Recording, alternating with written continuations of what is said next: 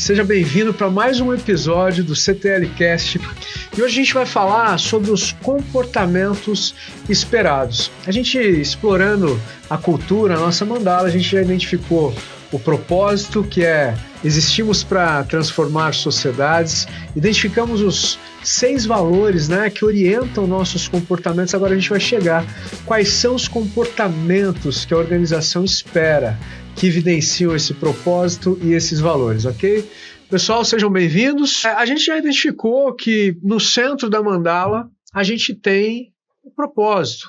Existimos para transformar a sociedade. Esse propósito conecta com algo maior e orienta e assim, emergem 6 valores importantíssimos, que a gente já falou: comprometimento, orientação para resultados, colaborativismo, inovação, aprendizagem contínua e sinergia entre pessoas. Agora, como que a gente evidencia esses comportamentos, esses valores, Porque os valores são invisíveis. Como que a gente consegue evidenciar? Através de comportamentos. Eu gosto sempre de falar que comportamentos é aquilo que a gente visualiza. Comportamento é aquilo que a gente consegue pegar uma imagem e colocar num quadro, sabe? Então, cada valor tem 2 comportamentos que a CTL busca dos seus colaboradores. É muito importante saber, o que a empresa espera dos colaboradores. E no valor comprometimento, tem aqui o comportamento de cumprir prazos e acordos firmados e ser dono do negócio. Como que é para vocês esses 2 comportamentos? Qual é a evidência de que os colaboradores realmente estão praticando esses comportamentos? Posso falar de cumprir prazos e ser dono do negócio. Ser dono do negócio. Eu acho que, primeiro, cumprir prazos traz credibilidade para o negócio, traz comprometimento. Comprometimento, valor que emerge, Então, eu acho que é essencial para quem quer cumprir prazos, Mas traz uma evidência para mim, Paulo. Você que está correndo nas obras, está sempre ali. Qual que é a evidência desse comportamento? Um exemplo. Hoje, a gente presta serviço para terceiros. Correto. Você precisa cumprir prazos, e prazos rígidos, rigorosos. Então, você precisa ter disciplina para que isso aconteça. Boa. Precisa ter planejamento, precisa ter foco. Então, eu acho que isso sim. E quando você demonstra isso para um cliente, quando você parar em 2 fases, Quando você lida com um cliente público, isso está intrínseco lá no contrato, porque cada licitação é uma licitação, você venceu essa, entrega essa, vence uma outra, não depende das suas entregas, nem sempre. Quando você trabalha para um cliente privado, que a contratação ela é espontânea do cliente, se ele independe de uma concorrência. Se ele quiser te contratar, ele te contrata independente do seu preço ser o melhor ou não. E aí isso conta muito. Credibilidade, atendimento aos prazos, às entregas. Muito bom. E ser dono do negócio? O que é para vocês um colaborador quando ele realmente traz esse tipo de comportamento de ser dono de negócio? O que isso significa para vocês? Eu não gosto de ficar falando muito essa palavra, mas acho que aqui cabe vestir a camisa. Vestir a camisa. É a sensação de pertencimento. Então, você poder, do mesmo jeito, cumprir prazo, Você está fazendo um acordo, ele na verdade, ele gera um monte de precedentes. Se você não cumprir o prazo, você pode ser responsável judicialmente, envolve jurídico, envolve tudo, a parte financeira também, mas você entregar aquilo, eu acho que as pessoas que colaboraram, ou seja, naquela obra, ou naquele contrato, ou naquele negócio, eu acho que elas ficam com um dever de, poxa, eu fui responsável, consegui entregar e faço parte disso aqui. Show. Então, para que a pessoa possa... Sentimento de dono, Sentimento de dono. Eu acho que aqui é quando você entende que cada entrega impacta no futuro da empresa. Eu acho que é importante também trazer uma maturidade individual do profissional, e entender que quando ele faz um contrato com uma empresa, ele está vendendo um serviço. Uhum. Então, esse pedaço, digamos assim, do serviço dele é que está potencializando o negócio num todo, né?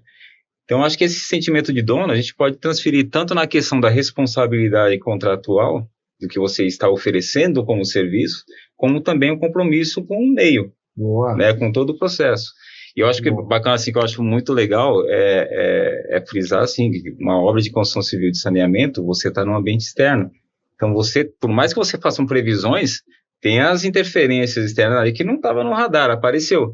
E aí você vê um compromisso da equipe, dos profissionais de, poxa, eu planejei isso aqui, desse jeito não vai dar certo. Esse tempo não vai dar certo. E aí você corre de outra maneira para você entregar dentro de um prazo. Você cria alternativas, né? Você vai ter que buscar outra alternativa, né, para entregar o resultado. E eu acho que a gente pode imaginar, então, que para ter esses dois comportamentos precisam ser profissionais proativos, né? Muito. Não dá para ter uma passividade, né, Paulo?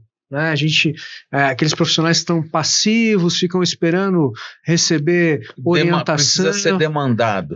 Isso não é da minha conta, né? Acontece muito isso com as pessoas que estão passivas, né? Então, para ter esses comportamentos, para esse nível de comprometimento a nível de valor, é importante que as pessoas sejam proativas, tragam a autorresponsabilidade para o dia a dia do trabalho, né? Autorresponsabilidade, não só ficar esperando, olha, faz isso, faz aquilo, ou muitas vezes, eu não sei se vocês já ouviram, isso não é parte do meu trabalho. Alguém já ouviu essa frase? Quase não. Se eu ouvir isso me fere. Me fere, porque né, tem pessoas que trabalham realmente só para fazer aquilo, e isso é o oposto de ser dono do negócio. A gente entende que uma coisa está conectada com a outra e é muito importante esse comprometimento. Muito bom. Valor, orientação para resultados, e aí a nível de comportamento, aquilo que a gente observa, fazer mais com menos. O que significa isso para vocês? Qual é a evidência de que a pessoa está fazendo mais com menos e por que isso é importante para o sistema? Eficiência. Eficiência. Né? Em que sentido? Quando você consegue fazer mais com menos, você está mostrando a eficiência do seu negócio. Boa. Orientação para resultados, trazendo eficiência para orientação para resultados. Processos, pessoa com processos ali ela consegue otimizar, ela consegue muito bom. Eu acho que nessa linha, como a CPL já vem buscando, né, que é a qualificação, a melhorar o profissional, atualizar e tudo mais, isso impacta em otimização, em automatização. Então, você acaba trazendo, com menos recurso, maior resultado. Você elimina desperdícios e valoriza os recursos. Imagino até que, realmente, até a lucro, às vezes a margem de lucro até reduz, né? Se você não gerar uma otimização no seu ganho, sua margem de lucro ainda reduz mais ainda. Tá ligado então, diretamente, assim, né? A saúde da organização, e até você pegar, por exemplo, o RH fazer uma gestão de pessoas... vamos falar contratação. Nem sempre você consegue acertar na contratação, mas você consegue otimizar isso. Olha, talvez você tenha hoje alternativas, programas, enfim, certificações. Você possa, olha, essa pessoa talvez serve para isso. Olha, ela tá para entrar nesse cargo, mas eu acho que ela serve melhor nesse outro aqui. Boa. Olha, talvez a gente fez esse redirecionamento, né? Não dá para ter Lionel Messi jogando no gol, né? Você realoca, às vezes o cara desponta, né? Entender, o paliativo não dá, né? Não dá. Então precisamos colocar pessoas nos lugares corretos. Isso aí tem a ver com orientação para resultado e fazer mais com menos. E agora, outro comportamento é resolver problemas com agilidade e inteligência. Gente, deixa eu perguntar. Tem problema em obra? Não tem. Não tem, né? Óbvio. Só em outro planeta, né? Aqui não. Se tivesse uma receitinha de bolo, era uma maravilha, né? Vou lá, pego a receitinha, aplico... Já era. Mas obra também é sinônimo de problema, né? E resolver problema com agilidade e inteligência é importante. Você, às vezes, precisa mudar o seu planejamento no meio do caminho. A gente fala muito trocar o pneu com o carro. O carro andando, né? A gente tá falando. E aqui a gente está falando obra no macro, mas... Você já fez reforma na sua casa? Vixe Maria, reforma... Ela foi no prazo que você pensava? É pior que construir algo novo, né? Ela foi no prazo que o seu empreiteiro falou? Não. A obra é desafiadora. E os imprevistos que ocorrem dentro, né? Então sempre terá algum tipo de imprevisto, seja ele interno, externo, seja de liberação de alguma licença... E a gente está propenso a isso. E isso é a evidência que importa, então, todos os colaboradores ter essa mentalidade de resolver problema. E ser proativo. Com agilidade e inteligência, porque isso pragmatismo, ser prático, né? Porque tem pessoas que são acostumadas a problematizar problema. Vocês conhecem pessoas assim? Sim. Não olhem para o lado, não tem ninguém aqui assim. Mas realmente tem pessoas, né? Tem pessoas que problematizam problemas. A hiena hard haha, né? E exige uma mudança de mentalidade, pensar em solução. Profissionais que têm foco em solução, são esses profissionais que são pragmáticos. E a gente começa a entender que problema, olha que interessante, o pensamento sistêmico fala sobre problema. Como que a gente pensa problema? Todo problema da nossa vida nos impulsionou para chegar onde a gente está hoje. Então a gente deixa de olhar problema como algo ruim.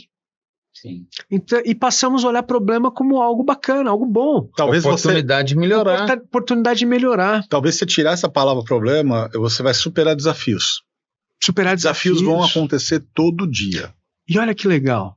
Imagina se eu gosto dessa analogia, eu gosto de contar história, né, gente? Então, imagina que eu vou fazer um bolo lá em casa. Vou convidar vocês, a família, para ir lá comer esse bolo na minha casa.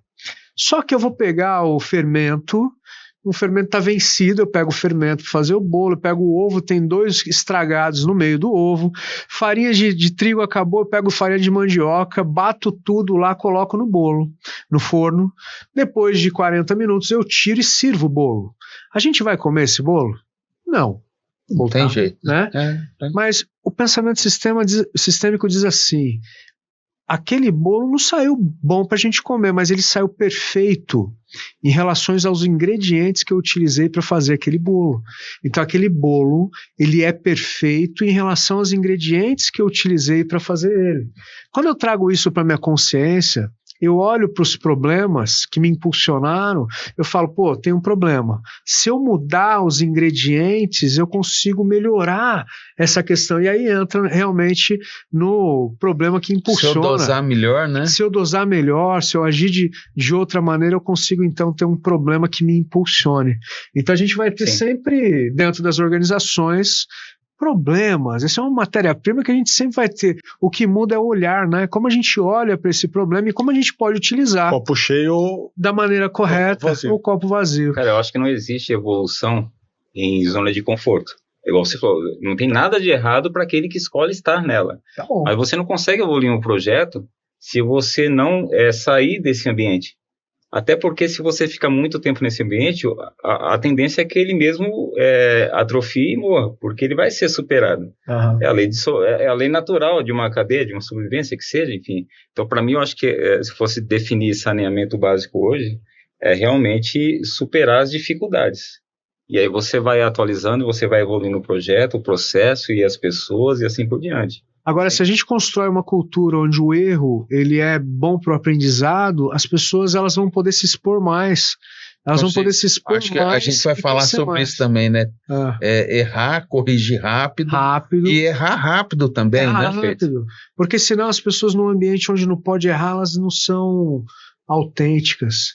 O medo veste uma capa e a pessoa vai ali para aquela passividade.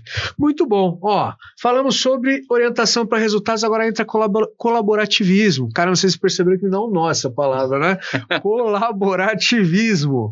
E aí, quais comportamentos que emergem do colaborativismo é compartilhar conhecimento e boas práticas. Compartilhar conhecimento e boas práticas. A gente estava falando, né, que na reunião de líderes, isso foi de forma natural. Diz pra gente. Para que a gente não seja uma ilha de informação, né?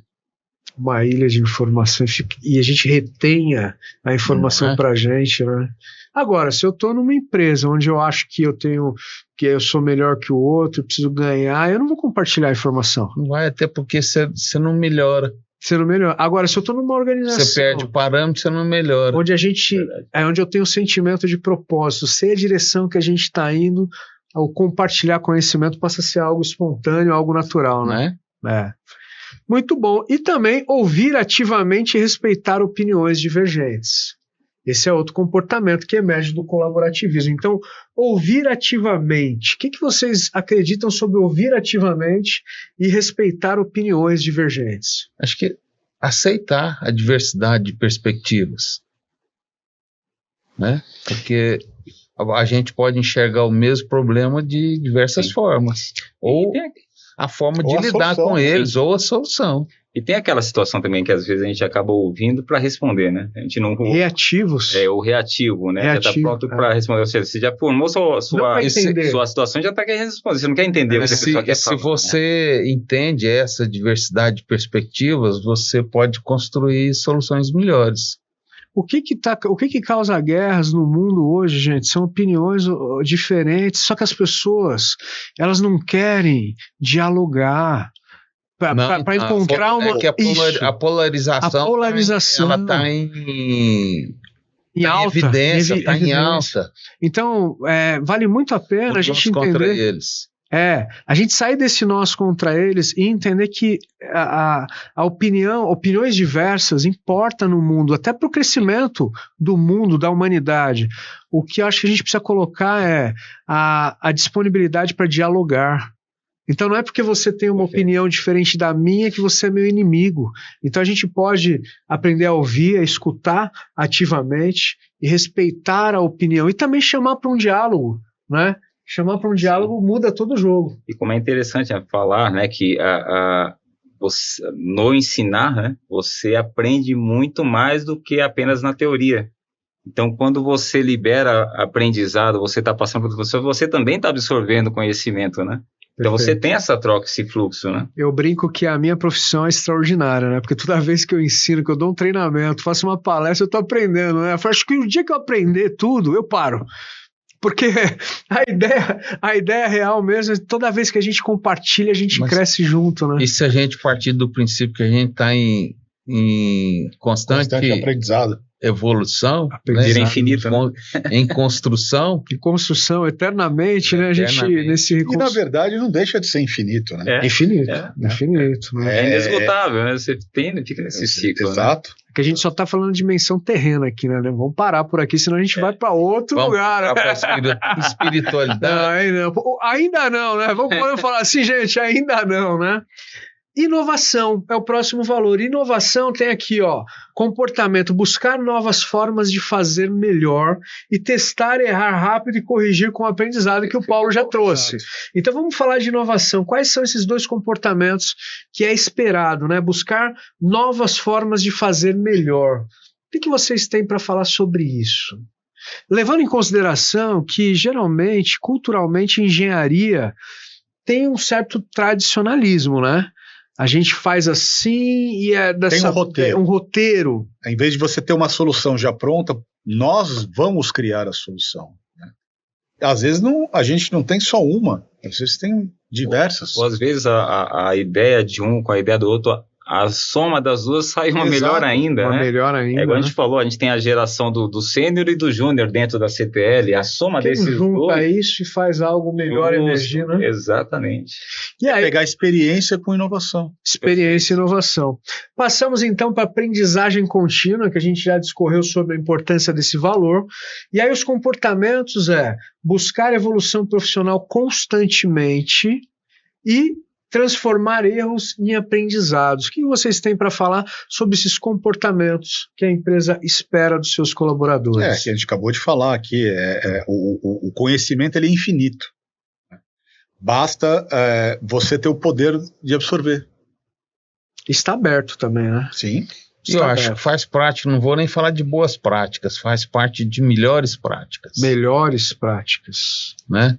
Quando você está aberto para correção, para entender, acho que isso é o que está hoje, que se divulga hoje, são as melhores práticas. Por que não fazer aquilo que deu certo em algum momento ou com alguém e você aprender? Nós não somos perfeitos, a gente está apto a erros. Mas quando errar, corrigir para que aquilo não aconteça novamente. Crescer e traçar uma outra estratégia. Agora, eu quero que vocês me tragam um exemplo, talvez velho, vocês sobre como que a pessoa pode buscar uma evolução profissional constante, sem depender única e exclusivamente da organização. De que maneira, né, Leo? Traz um exemplo, talvez, de um colaborador que fez um case. Peguei vocês agora, vai, perguntinha auspiciosa, né? Auspiciosa, né? Como você acha que a pessoa pode, ou não precisa ser um exemplo, mas o que ela pode fazer para ter esse comportamento de buscar a evolução profissional constante, sem depender única e exclusivamente da empresa? Eu acho que assim, não é diretamente da empresa, mas está na empresa, que é justamente essa conexão entre os colegas. Muitas vezes, até o próprio Brasil em si, né, você está em territórios diferentes, culturas também fazem com que você tenha mindsets diferentes.